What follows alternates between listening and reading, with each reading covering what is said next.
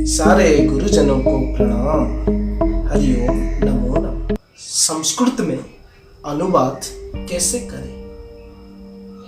लोग बहुत सारे चीज सीखते रहते हैं, लेकिन जब संस्कृत सीखने की बारी आता है तब सोचने लगते हैं संस्कृत तो बहुत कठिन भाषा है, तो उसमें अनुवाद कैसे करें? यह प्रश्न सबके मन में आ रहा है। और जब भी संस्कृत में अनुवाद करने के लिए बैठ जाते हैं तब कुछ ना कुछ गलतियां हो जाती हैं। जैसे कि हम जब नए नए संस्कृत सीखने में आते हैं तब अहम गच्छति कभी कभी हो जाता है, जैसे कि भवान दास्यतु ऐसा हो जाता है, जबकि संस्कृत में दा धातु के लुट लकार में ऐसा कोई रूप ही नहीं है दास्यतु, लेकिन फिर भी दास्यतु हो जाता है। और कोई आगत्वा, अहम आगत्वा मंदिरम आगच्छामि ऐसा हो जाता है। मतलब आगम में तो ल्यप होता है, लेकिन कभी कभी आगत्वा हो जाता है। इसलिए अनुवाद करने में बड़े परेशानियां होता है। जो भी प्रारंभिक छात्र होते हैं और कई तो बहुत सारे संस्कृत के शास्त्र अध्ययन करने के बाद भी अनुवाद करने में वो विफल हो जाते हैं। इसलिए संस्कृत में अनुवाद कैसे करें, इस विषय में ठीक से सही जानकारी हम लोगों को होना चाहिए। चलिए उसके बारे में आज चर्चा करते हैं।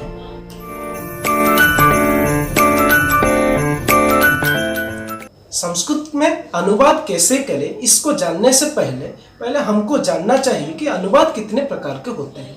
ऐसे ग्रंथों की परिशीलन करने के बाद, विद्वानों के मतों को सुनने के बाद अनुवाद की भी विविध विधियां होते हैं, और जिसको चर्चा करने में ये वीडियो पूरा ही चला जाएगा। इसीलिए अनुवाद दो प्रकार का होता है, जैसे कि शब्दानुवाद और एक होता है भावानुवाद। ये दो प्रकार के मुख्यतः होते हैं। बाकी जितने भी सारे भाषाओं में अनुवाद है वो ये दोनों में ही आ जाएंगे, ये दोनों में ही समा जाएंगे। इसलिए ये दोनों तो आप शब्द से ही समझ गए होंगे। शब्दानुवाद का मतलब जो शब्द है उसका डिट्टो अनुवाद करना, जिसको लोक भाषा में अक्षरानुवाद कहते हैं। और भावानुवाद ये होता है कि उस वाक्य का भाव क्या है और उस भाव को मन में चिंतन करके उसका अनुवाद करना चाहिए, ये भावानुवाद होता है। लेकिन हम जब संस्कृत में अनुवाद करने के क्षेत्र में आते हैं तो डिट्टो शब्द को देखते हैं। जो शब्द को देखने के कारण हमारा अनुवाद ठीक से नहीं हो पाता है, क्योंकि संस्कृत में ऐसे अनेक चीजें होते हैं, अनेक वाक्य होते हैं जिसको हमारे उड़िया भाषा, हिंदी भाषा और इंग्लिश भाषा से डायरेक्ट संबंधित करके अनुवाद किया नहीं जा सकता। जैसे कि मैं बिस्कुट खा रहा हूं और हम संस्कृत में ट्रांसलेशन कर लिए अहम बिस्कुटम खादामी, ऐसे कैसे हो जाएगा? जब उड़िया में हम बिस्कुट का उड़िया नहीं बोलते हैं, मैं बिस्कुट खा रहा हूं हिंदी में बोल रहे हैं, उड़िया में बोलते हैं मुंह बिस्कुट खाऊची, फिर भी संस्कृत जब आ जाता है और आंग्लो शब्द का हम ट्रांसलेशन कर लेते हैं अक्षरानुवाद करके, यही हमारा गलती हो जाता है। और इस पाश्चात्य पद्धति के मेथड में पढ़ के हम अनुवाद करने के लिए आगे बढ़ जाते हैं। मैं जब शिक्षा शास्त्री कर रहा था तब एक भंडारकर पद्धति का नाम सुना था। मतलब जब विदेशी लोग हमारे भारत में आकर हमारे मूल ग्रंथ संस्कृत के बारे में जानने के लिए कोशिश किए, तभी भंडारकर नामक एक संस्कृत विद्वान उस समय में थे, वो उस शास्त्र का जस्ट इंग्लिश में अनुवाद कर देते थे ताकि उनको पता चले जाए, उनको पता चलेगा कि वो संस्कृत में क्या है। और यही पद्धति उस दिन से लागू हो गया, और जो भी अनुवाद सीखना चाहता है डिट्टो अक्षर और शब्दों को देखकर ही अनुवाद करता है।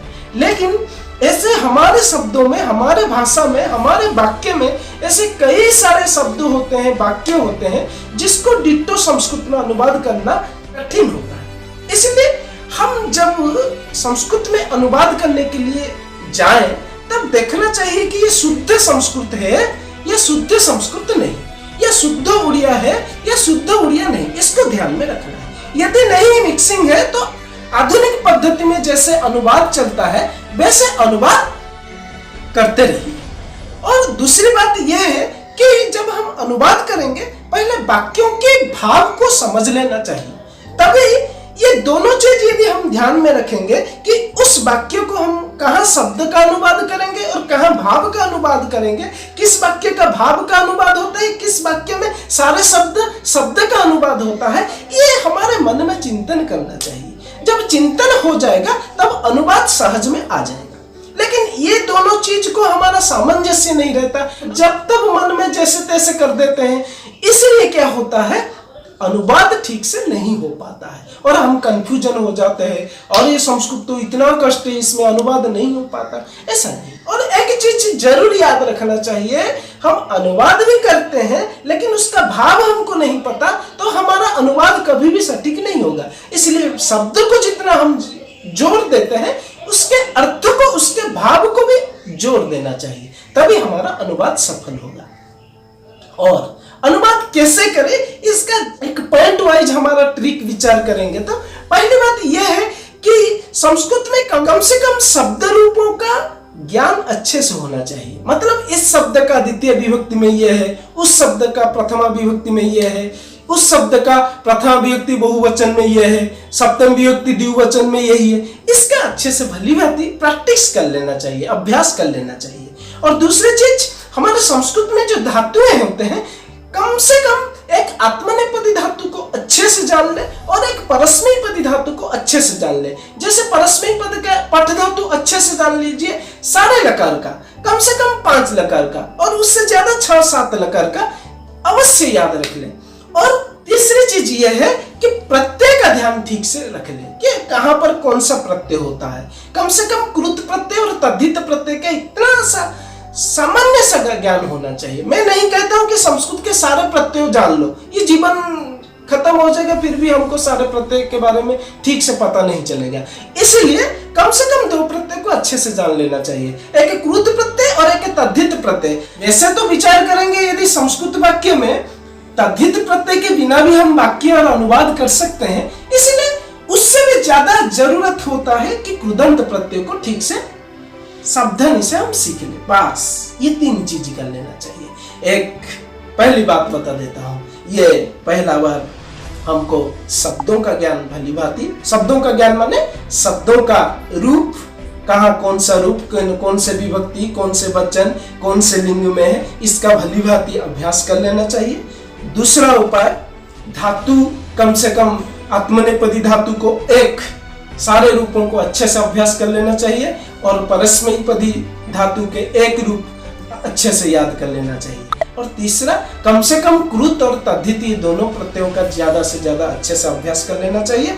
यदि नहीं हो पाता तो कम से कम कृत प्रत्ययों का अच्छे से अभ्यास कर लेना चाहिए। और चौथा उपाय यह है कि हम जिस को अभ्यास करते हैं उसको कम से कम कथोपकथन करें, संस्कृत में बातचीत करें, ताकि हमारा अभ्यास और भी दूर हो जाए। मैं पढ़ते समय संस्कृत भारती के उस समय महामंत्री थे दिनेश कामंत महोदय, वो आए थे, संस्कृत में 1 घंटा 2 घंटा तक भाषण दिए और लास्ट को बोले कि आपको पता है मैं बालक शब्द को रटा नहीं जानता हूँ, मैं पठ धातु को भी नहीं जानता हूँ। हम सब आश्चर्य हो गए, ये पठ धातु बालक शब्द नहीं जानते हैं, फिर भी ये कैसे संस्कृत में बोल लेते हैं। लेकिन बाद में पता चला कि संस्कृत में धीरे धीरे वो बात करते रहे दूसरों से सुन के, और बात करते करते इतने प्रम्प्ट हो गए, सारे शब्द रूप धातु रूप वाक्य रचना करते समय, मतलब कहते समय ऑटोमेटिक आ जाता था, इतना अभ्यास हो जाता था।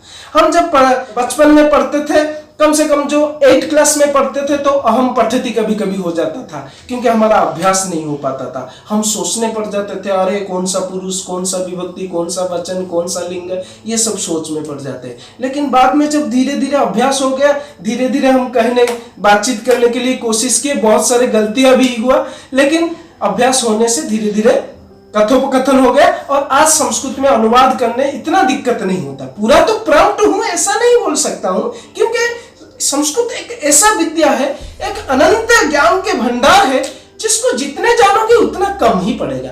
इसलिए संस्कृत एक अनंत चीजें हैं, लेकिन जितने भी संस्कृत व्यवहार में आता है उसका अनुवाद भली भांति हम कम से कम 80% अच्छे से कर लेते हैं। इसलिए ये सारे बातों को यदि आप याद रख सकते हैं और उसी के हिसाब से आप अभ्यास करेंगे तो जरूर आप संस्कृत भाषा में अनुवाद करने में अच्छे से सक्षम हो जाएंगे। और संस्कृत को अनुवाद करने में बहुत सारे दक्षताओं की अनुभव भी आ जाएगा और फिर आपको आश्चर्य लग जाएगा कि अरे मैं इतना सहज में कैसे संस्कृत में अनुवाद कर लेता हूँ। ये मेरा विचार था। मैं कोई ब्रह्मा नहीं हूं कि मेरे विचार को आप लोग माने, ऐसा कुछ नहीं है। लेकिन फिर भी ये चिंतन करने की बात है। यदि आपको मेरे ये सारे बातें और आलोचना अच्छा लगा, यदि आपको अच्छा लगा तो मेरे चैनल को जरूर सब्सक्राइब करना मत भूलना, ठीक है।